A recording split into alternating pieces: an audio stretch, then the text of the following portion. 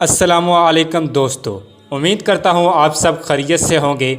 Video شروع کرنے سے پہلے میری آپ سے ایک ریکویسٹ ہے، اگر آپ چینل پر نیو ہیں تو چینل کو سبسکرائب کریں۔ قدیم زمانے کی بات ہے، کسی ملک میں ایک بادشاہ ہوتا تھا۔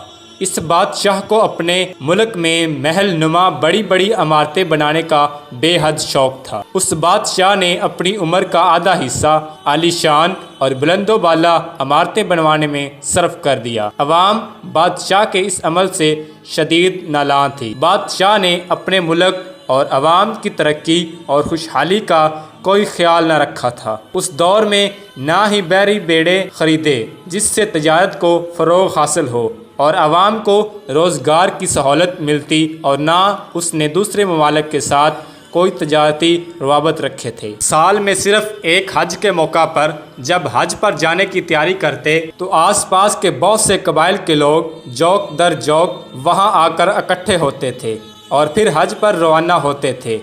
حج سے فارغ ہو کر یہ لوگ ضروریات زندگی کی تقریباً سبھی اشیاء خرید کر اپنے ملک میں لے آتے تھے۔ لوگ شدید تنگ دستی میں زندگی بسر کر رہے تھے۔ بادشاہ کو اپنے شوق سے اتنی فرصت کہاں کہ وہ عوام کے لیے کچھ سوچتا۔ بادشاہ کے دو بیٹے تھے۔ بڑے شہزادے کا نام سکندر تھا، جس کا رنگ کالا تھا اور وہ بدصورت بھی تھا، جبکہ دوسرے بیٹے کا نام گلاب تھا، جو نہایت ہی خوبصورت اور صحت مند جوان تھا۔ بادشاہ اپنے بڑے بیٹے کے لیے جس ملک میں بھی رشتے کی بات کرتا تو شہزادے کو دیکھ کر وہ اتنا کہتے کہ اگر آپ نے ہماری شہزادی بیٹی کا رشتہ لینا ہے تو اپنے چھوٹے شہزادے کے لیے لیں۔ یوں اس بات پر بادشاہ کے دونوں بیٹوں کے رشتے نہ ہوتے تھے۔ ایک دن ایک وزیر نے بادشاہ کو مشورہ دیا اور کہا، ماشاءاللہ بادشاہ سلامت، آپ کے دونوں بیٹے جوان ہیں اور دونوں ہی بہترین اساتذہ کے زیر تعلیم ہیں۔ میرا مشورہ ہے کہ آپ ملک کی ذمہ داری اپنے دونوں جوان بیٹوں کے حوالے کر دیں۔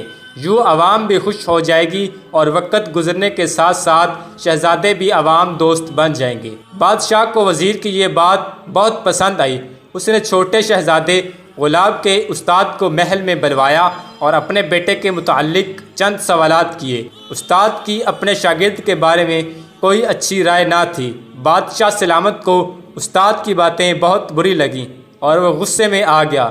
استاد ہی ہوتا ہے، اس نے بادشاہ سے کہا، بھلا میں حاکم کو حکم کس طرح دے سکتا ہوں؟ بادشاہ نے بڑے بیٹے سکندر کے استاد کو بھی محل میں بلوایا اور سکندر کی کارکردگی کے بارے میں پوچھا۔ استاد نے بادشاہ کو بس اتنا جواب دیا کہ اگر کسی بات کا کوئی شک ہے تو دونوں شہزادوں کو بلوا لے، آپ کو خود اندازہ ہو جائے گا کہ بہادر اپنی راستے کا انتخاب خود کرتا ہے اور میدان میں مخالف سے کیسے سلوک کرتا ہے۔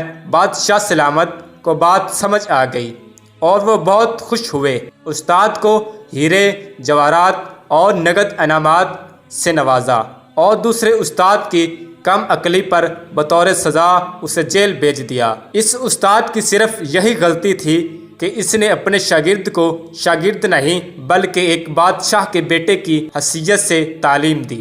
شاگرد کسی بادشاہ کا بیٹا ہو یا عام غلام کا استاد کے لیے تو وہ صرف ایک شاگرد ہی ہوتا ہے۔ بادشاہ کو چھوٹے شہزادے گلاب سے بہت پیار تھا۔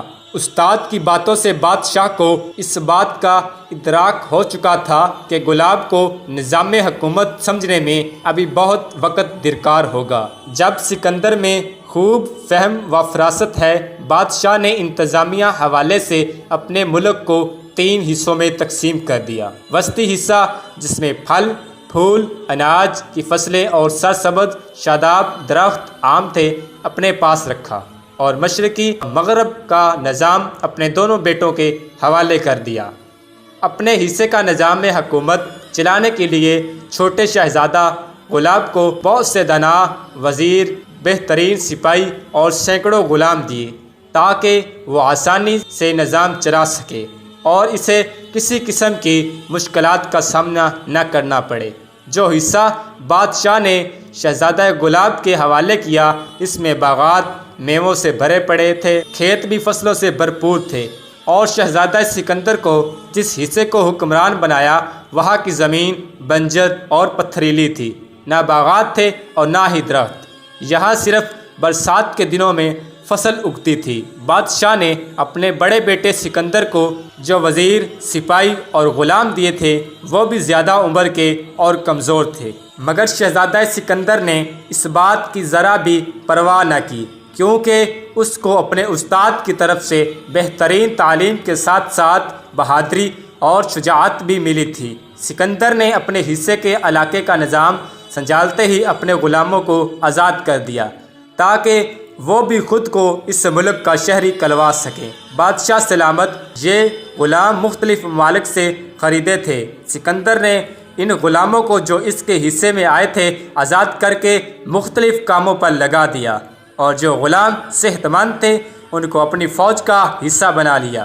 یہ غلام جنگی سامان کی تیاری میں ماہر تھے۔ سکندر نے یہاں کے لوگوں کی عزت نفس کا خیال رکھا اور ان میں گھل مل کر رہنے لگا تاکہ حاکم اور محکوم کا فرق مٹ سکے، یہاں تک کہ آزاد کردہ غلاموں کو بھی برابری کا مقام عطا کر دیا۔ یوں سکندر عوام کے دلوں پر راج کرنے لگا۔ دوسری طرف شہزادہ گلاب نے اپنے حصے کی انا حکومت سنجھالتے ہی وہاں کا نظم و نسق چلانے والے افراد جو ایک خاص مقام رکھتے تھے جبرا جیل کی صلاحوں کے پیچھے کر دیا تاکہ وہ لوگ اس کے کسی کام میں مداخلت نہ کر سکیں۔ گلاب کی عادت تو پہلے ہی سے خراب تھی۔ وقت گزرنے کے ساتھ ساتھ گلاب کے حصے کا علاقہ اس کی غلط پالیسیوں اور بے جا فضول خرچی کی وجہ سے اندر ہی اندر کھوکھلا ہو رہا تھا۔ وہ ہر وقت نشے کی حالت میں رہنے لگا تھا، اور یوں ایک دن موقع پا کر ایک ہمسایہ ملک نے شہزادہ گلاب کے علاقے پر حملہ کر دیا۔ وہ شہزادہ گلاب کو قید کر کے اس علاقے پر قابض ہو گیا۔ اپنی غلطیوں اور کوتاہیوں کی وجہ سے اب وہ اپنے علاقے کا حاکم نہیں بلکہ ایک قیدی تھا۔ اس نے تمام اہم افراد کو جو کاروبار، حکومت چلانے کے ماہر تھے، فوج جن کے زیر اثر تھی، کو جیل کی تاریخی کوٹھلی میں ڈال دیا۔ یوں وہ اپنی فوج کو استعمال ہی نہ کر سکا اور شکست کھا گیا۔ شہزادہ سکندر کو جب اپنے بھائی کی شکست اور علاقہ پر کسی اور کی قبض کا علم ہوا تو وہ چین سے نہ بیٹھ سکا۔ اس نے اپنی تیار کردہ بھاری فوج لے کر مخالف فوج پر حملہ کر دیا۔ یہ جنگ کافی دن تک جاری رہی، بالآخر مخالف فوج پس پسا ہو گئی اور اکثر نے ہتھیار ڈال دیے۔ یوں سکندر دونوں علاقوں کا حکمران بن گیا۔ سکندر کا انداز حکمرانی بالکل مختلف تھا۔ وہ عوام کے دکھ سکھ میں ان کے ساتھ ساتھ رہتا تھا۔ اس نے کبھی بھی عوام کو یہ احساس نہ ہونے دیا کہ وہ رعایا ہے۔ اس انداز حکمرانی پر عوام اس پر فریضہ۔ اس نے اپنی ذہنی صلاحیتوں سے کام لیا اور عوام سے وہاں کی پتھریلی اور بنجر زمین کو بھی زرخیز کر لیا۔ جہاں فصل بار آنی تھی، اب وہاں کے لوگوں سے اس نے کنویں کھدوا کر نئے کھیتوں کو پانی سے سیراب کر دیا اور دیگر کاموں میں بھی یہ انداز اختیار کیا رکھا۔ بادشاہ سلامت کو جب گلاب کی شکست اور قید کا علم ہوا تو بہت پریشان ہوئے۔ پھر اچانک سکندر کی جوان مردی اور اعلیٰ ذہنی صلاحیت سے وہ علاقہ پھر حاصل کرنے کا سنا تو انہیں بہت خوشی ہوئی، مگر ان کی سمجھ میں یہ نہیں آ رہا تھا کہ وہ سکندر کی فتح کا جشن منائیں یا گلاب کی شکست کا افسوس۔ ایک کی شکست اور ملک کھو دینا اور دوسرے کی ذہنی صلاحیتوں اور بہادری، یہ دونوں باتیں ہی قابل غور تھیں۔ کافی سوچ بچار کے بعد بادشاہ سلامت کو سکندر کی لیاقت اور صلاحیت پر فخر محسوس ہو رہا تھا اور گلاب کی کم ہمتی، بے راہ روی اور نالائکی پر افسوس۔ گلاب قید میں تھا۔ بادشاہ نے سکندر سے اس سے رہائی کا کہا تو فرما بردار شہزادے نے سر تسلیم خم کا اور گلاب کی رہائی کا وعدہ کیا۔ گلاب نے بڑے بھائی سے معافی مانگی اور ہمیشہ اس کے ساتھ مل کر عوام کی خدمت کرنے کا سچا وعدہ کر لیا۔ بادشاہ سلامت نے اب حکمرانی کا فریضہ مکمل طور پر شہزادہ سکندر کے حوالے کرنے کا سوچ لیا۔ بادشاہ سلامت نے کئی ممالک کے بادشاہوں کو ایک مقرر دن اپنے ہاں شاہی محل میں دعوت نامے ارسال کر کے مدعو کیا۔ اس روز بادشاہ سلامت نے اپنے خاص پروگرام کا اعلان کرنا تھا۔ شاہی محل تقریباً مہمان گرامی سے بھر چکا تھا۔ دوسرے ممالک کے بادشاہ اپنی اپنی نشستوں پر برا جمان تھے۔ ایک پڑوسی ملک کے بادشاہ نے بادشاہ سلامت کے پاس آ کر کہا، شہزادہ سکندر انتہائی بردباری، نیک سیرت اور تعمیر و ترقی کے ذہنی صلاحیتوں سے مالا مال ہیں۔